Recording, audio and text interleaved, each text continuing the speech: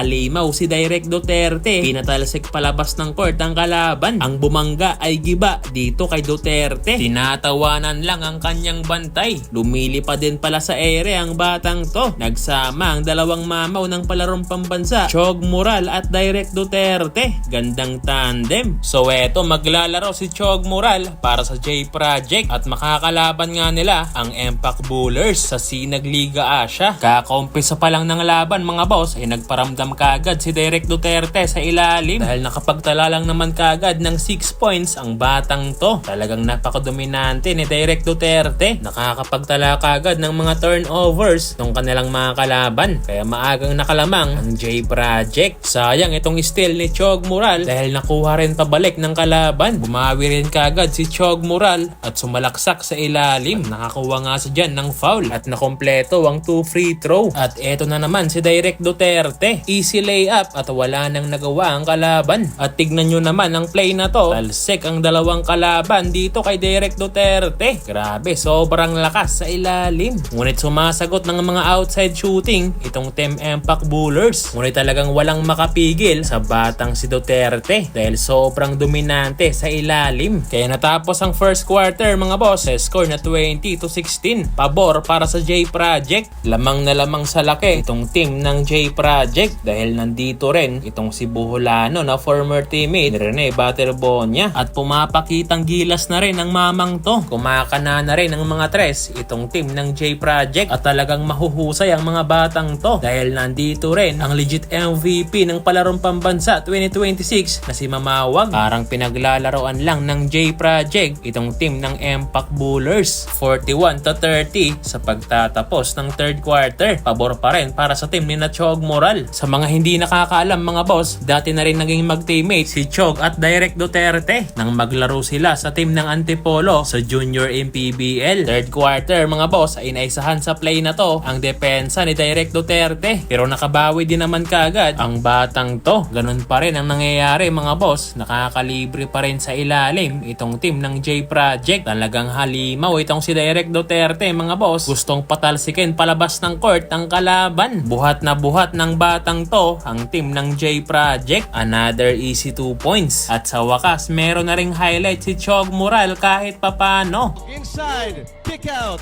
3 from the corner. Yes, sir! Ngunit nakakanakaw play naman itong mga nakaasul. At eto ang bawi dyan ni Direk Duterte. Kinaldagan na naman ang kalaban at napapangiti na lang ang batang mamaw. Parang pinaglalaroan na lang ng mga teammate ni Direk Duterte ang buong laban. Pinagsasalpakan at nag-JJ pa. Natapos ang third quarter mga boss, natambak na ang inabot ng Impact Bullers 68-49. Kaya natapos ang laban na to mga boss, napanalo ang team ng J Project. Grabing performance ang ipinakita ni Direk Duterte.